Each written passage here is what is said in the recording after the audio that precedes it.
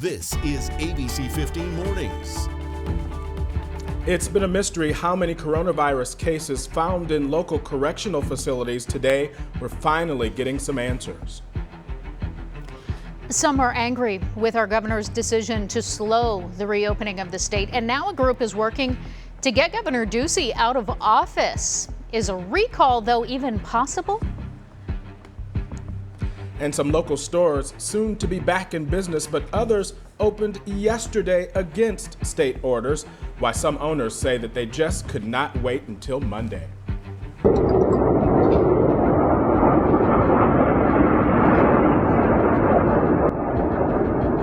Well, the sights and sounds of this just give me chills every time. A salute from the Phoenix Police Department and everyone across the valley joining together as one for this very special flyover moment to thank our frontline workers as those jets left Luke Air Force Base and crossed over Valley Hospitals. What a cool moment. So we're hoping that moments like that help put a smile on your face as we wake up at 6 o'clock on this Saturday. I'm Nohelani Graff.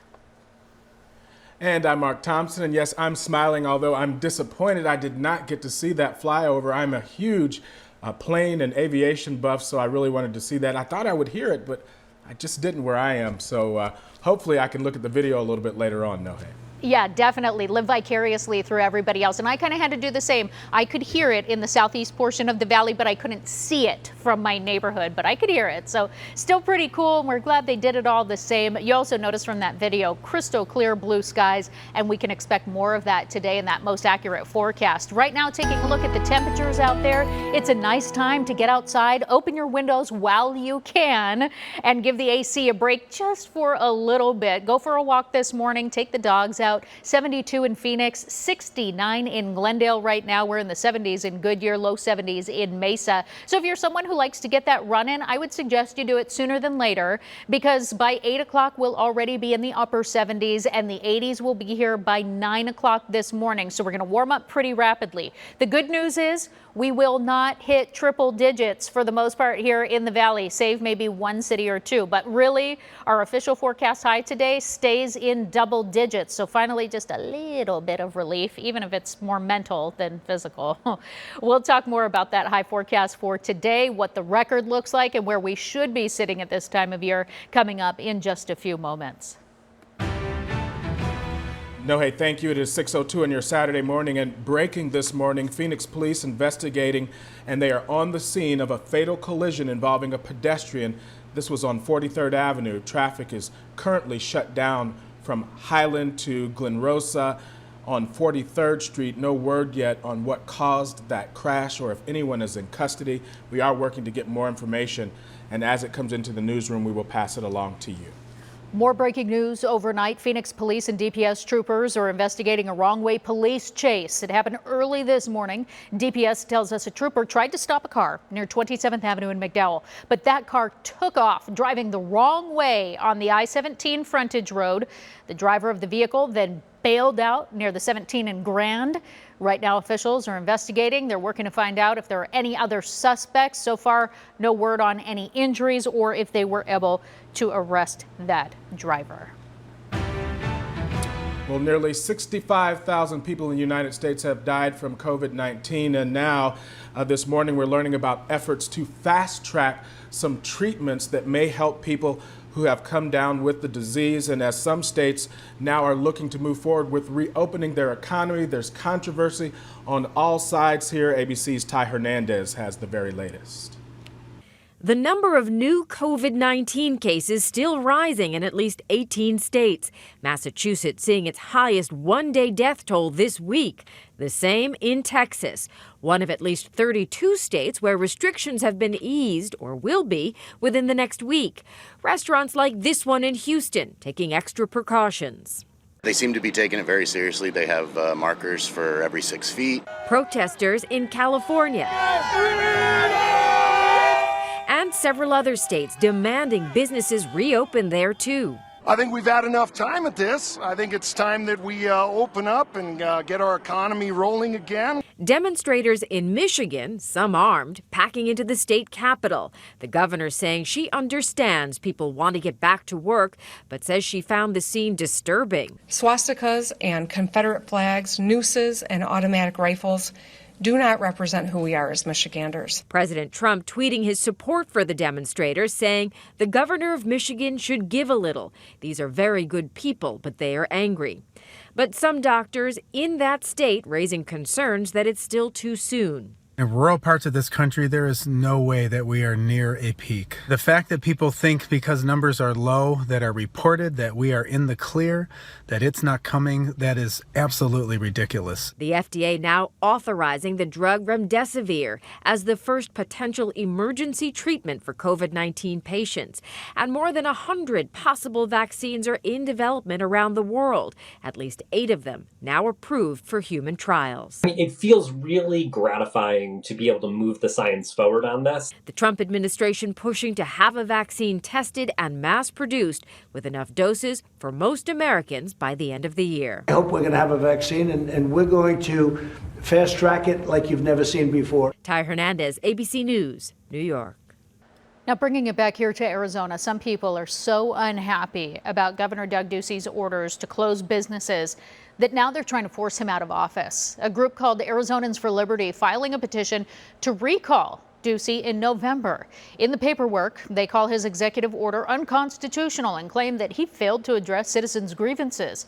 Now, it's important to keep in mind here, Arizonans do have a constitutional right to recall any public official for any reason, and because of that, these petitions are very easy to file. But for anything to really happen, the Secretary of State's website does say that the group would need nearly 600,000 approved signatures, and they have to collect them by the end of August. Well, many retail stores, they are getting ready to reopen on Monday, but that is going to be with some restrictions. However, some businesses are refusing to wait until then, the governor asking for patience, but several local stores and restaurants deciding to defy his order and reopened yesterday. One salon owner in Peoria says that without any financial help and waiting for that order to be lifted, it could be a death sentence for her livelihood. My industry is people, and I care about people. I'm not opening for greed. I'm not opening for any of that. I'm opening because I love people, and the choice that I made was to be here, to be open, to be present, and I'm happy with my choice. Meanwhile, other Arizona businesses faced the music for doing the same thing. The barbershop that we are seeing here in Yuma, it was forced to close, and restaurants and shops in Wickenburg caught allowing customers inside had to later kick them out. No one, however, was cited for any criminal activity for going against those orders. Now let's take a look at the coronavirus by the numbers in our state. The number of Arizonans who have tested positive now surpassing 7,900. That is an increase of 1,000 since Tuesday. 330 people in Arizona so far have died. Now, we are expecting the number of Arizonans diagnosed to skyrocket in the coming weeks, quite frankly, because the state's testing blitz is getting underway today. The goal here is to test between 30 and 60,000 people over the next 3 weekends and expand that testing that so many people have been looking for. So here's what you need to know. The State Department of Health Services setting up locations in Maricopa, Pima, and Coconino counties. Anyone experiencing symptoms can get tested. So this is for active tests. You need to register ahead of time at azdhs.gov. You will need to self-quarantine until you receive your results as well. And this morning we're learning about the first confirmed case of coronavirus in the Maricopa County jail system. This news just coming in, and we're told that the patient was arrested last weekend and was isolated as soon as they started showing symptoms. Now, that was during the intake process. We do not know which jail, but we're told that they did not have any contact with other inmates and staff who were exposed to that patient, and those people who were, they've been notified and will soon be tested. Well, you can mark it up as a partial win for transparency under legal pressure from ABC15. The Arizona Department of Corrections now revealing the number of staff who have tested positive for coronavirus. So far, 46 employees have self-reported those positives. This confirms ABC15 investigator Dave Biscobing's reporting. He discovered dozens of staff infected throughout the prison system. While it's a start, we're still pushing for more information, and it's important to know which prisons are affected because they can be hubs for further community spread. So far, 45 inmates in Arizona's prisons have been diagnosed with COVID-19. We can confirm 3 have died and a 4th is under investigation. Let's turn back to that most accurate forecast. I told you we would not hit triple digits today, so here it is. 70s right now, will warm into the upper 90s later this afternoon. So our high temperature still certainly hot, 98 degrees, but a little perspective here. The record is 107. That was set back in the 40s, and we won't come close to breaking that. We won't cross into triple digits today, although we are certainly well above the average for this time of year, which still should be only 90 degrees. We should just be starting to hit the 90s now. We do still have 3 heat threats at play. Even though we're not coming close to a record, you still are at a higher risk for sunburn, dehydration, and heat illness if you do not keep your body temperature cool and hydrate. So we want to remind you to put that sunscreen on and drink water as often as possible. I'm going to talk more about that statewide forecast. If you live in the high country, you're certainly getting a reprieve this weekend compared to last. I'll show you those high temperatures coming up on the other side of this break. No, hey, thank you. 6:11 on your Saturday morning. And when you do start traveling again out of Sky Harbor Airport, you might want to think twice before ordering that Uber or Lyft. Some changes that you need to know, that's coming up. Get out on the ground! On the ground! Get on the ground! Slide on the ground! Slide on the ground! We're showing you new video this morning, and you're looking off in the distance, kind of just below the mountain line there. This is showing those tense moments when Valley troopers tased and arrested a woman who was accused of nearly hitting a patrol car on the highway. DPS telling us Friday morning troopers were blocking the shoulder at I-10 and Watson, investigating a separate scene. But that's when a woman drove onto the shoulder, nearly hitting a patrol car and refusing to pull over for a traffic stop. Spike strips were used to finally stop her, and on top of it all, she had 2 children in the car with her while all of that happened. And the mother of 2 missing children with ties to the Valley was denied her request to reduce her $1 million bond. Of course, we're talking about Lori Daybell. She was appearing before a judge in Idaho Friday while wearing a mask. Now, she was arrested for refusing to reveal the whereabouts of her children with who she's not seen since September. Her attorney saying that COVID-19 safety measures put in place at that jail have kept them from having private conversations. The judge saying that she hasn't seen any evidence of that. Daybell is scheduled to return to court in July. If you're ordering an Uber or a Lyft to take you to Sky Harbor once travel restrictions ease up, it's now going to cost you a little bit more. The city's new rideshare fees on airport trips actually started yesterday after months of legal battles. Just shows where our priorities have shifted. Here's how the cost will affect passengers. All rideshare trips to and from the airport are going to cost you an extra $4. Taxis, shuttles, and charter buses will also now be charged for both pickups and drop-offs. But if you catch a ride to the SkyTrain station, those fees drop by 30%. The town of Queen Creek now recruiting for their first ever police chief. The town voting last month to create their own police department instead of contracting with the Maricopa County Sheriff's Office. The requirements to be the chief there include a bachelor's degree in criminal justice, business management, or a related field, at least 10 years of policing experience, including 7 years of management responsibilities as a lieutenant or above. Time now, 6:16 on your Saturday morning, giving you a live view of Camelback Mountain. We moved the camera around just to give you just a different point of view. You can see we've got sunny, clear skies, not a cloud in sight out there this morning. We're also pretty mild, sitting at 72 degrees in the Phoenix metro area. We've got 65 degrees in Casa Grande and more 70s to our south and off to our west.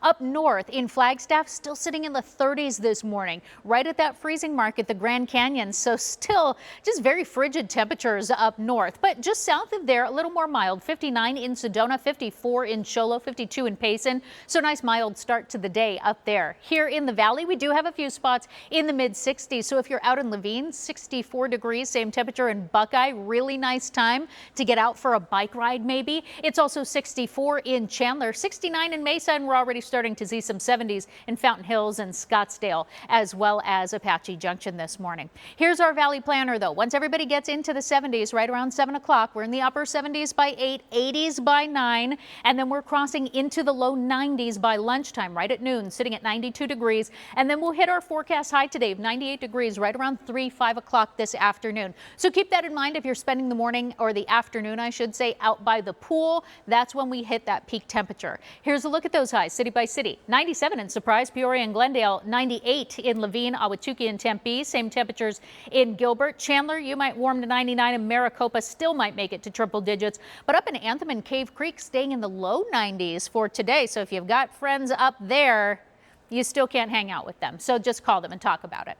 90s to our south, 99 in Casa Grande, 98 in Gila Bend, and we'll see upper 90s along our western border, although triple digits are possible for Lake Havasu City. Up in Sedona, 82 degrees. So anybody who's living there, it should be a really nice day to get outside for you and maybe go for a bike ride. Even a little cooler in Prescott, and north of the rim, we're looking at low 70s in Flagstaff. So not too hot, not too cold, just right for everybody who's living up there. Now, some perspective with our almanac today, 98 degrees, but our average should be 90 degrees. So we should just be starting to hit those 90s. But we're also a ways off from the record of 107. So at least we can be thankful for that. Our air quality today, live view from our South Mountain camera, you can see there is just a little bit of haze, but it's actually not too bad unless you're someone who is very sensitive to that ozone pollution. So we're going to be in the higher end of the moderate category, but otherwise pretty decent air quality for today, and dust and smoke should stay down. We'll have 90s again tomorrow for your Sunday, but then we're back to the hundreds on Monday. Cinco de Mayo, I had to correct my graphic, is on Tuesday, 104 degrees, and then on Wednesday, 107, and that does look to be the hottest day of the week. I'll show you how long those upper hundreds will last though for us, and if there is any double digits in our future in that 7-day coming up in just a little bit. Mark. All right, no, hey, thank you. Well, going back to work, it's something that could happen really soon, in fact. But the coronavirus pandemic has now changed the way that we interact. Coming up, we're going to be speaking with an expert who's going to break down workers' rights. That's after the break. Stay with us. As Arizona eventually does start to get back to work, this morning we want to answer some questions that you might have about what your rights are as an employee. So Jonathan Fruitkin is joining us from Radix Law Group. Thank you so much for joining us. I appreciate your time. No, thanks for having me. So when somebody is brought back to work, depending on how that all rolls out, let's say someone's still just not comfortable yet working in a public space, what are your rights? Well, it turns out that you probably don't have a ton. Now, there's a few exceptions, obviously, to this rule. For example, if you have a doctor tell you to quarantine, or you have certain things going on that require you to be at home. For example, you are taking care of the children who can't go back to school. And so there are exceptions to the rule, but as a general matter, there is no blanket prohibition from an employer requiring you to come back to work when it's time. So from an employer standpoint, let's say you bring people back to work and we still see a case pop up of COVID-19. What's your liability look like? Well, this has been kind of the ongoing, discussion. And so both the U.S. Congress and the legislature here in Arizona have been talking about ways to provide for protection to employers. And that way you won't be subject to being sued just for being open, really. And so it is likely that immunity is going to be in place. Now, of course, an employer does have certain things that they are allowed to do and not allowed to do, and a whole bunch of things we just don't know yet. Okay, so a lot of it is still just going to have to be wait and see. Something that we saw sort of as this all started before everyone started working from home, but could potentially pop up again as we go back to work, is if you do get sick, what are your rights when it comes to using sick time or PTO? If you still have to quarantine for that 14 days, can an employer require you to just nuke all of your sick time for it? So a couple things. First of all, Arizona has paid sick leave, and so you're going to be entitled to a certain amount of time under Arizona law. But the federal government also has paid sick leave just for COVID-19. So you get 2 weeks of your full pay up to a certain amount. But if you need, because you're not sick with COVID, because you need to take care of somebody or somebody in your house is sick, you actually get partial pay for up to 2 months. And so there are programs out there that are going to help employees and employers, because the federal money is reimbursed the employer, in order to allow you to have more sick leave than under normal circumstances. Okay. And just to circle back a little bit to if you decide to stay home in the first place, let's say if it's connected through, say, a coworker, you've heard that they're sick, so you still don't want to come in. Can you be fired for that, I guess, is the bigger question, more so than can you stay home? Can you be fired for that? Yeah, so the general rule of thumb is you could be fired for any reason in Arizona. And so that includes, I just don't feel comfortable or I don't want to come to work. There's a little bit of comfort right now in the sense that there's enhanced unemployment benefits. So at least for the next few months, instead of $240 a week, you'll be getting $840 a week. And that might help a little bit if you're the type of person who simply doesn't feel comfortable going back to work. Employers are allowed to do COVID-19 testing, and that's something that just came up a few days ago. And so that means I think that we're going to start to see more private testing, and we're going to start to see, as the testing becomes more regular, the people start becoming a little bit more comfortable. And so we'll see that coming up in the next few weeks, I'm sure. Do you think that they can require an employee to do a test? They can. And so that was a point of kind of confusion in the legal community. And late last week, the Department of Labor said you can require it as an employer. And so we will see some private testing, especially in the situations where social distancing is just not possible in a workplace.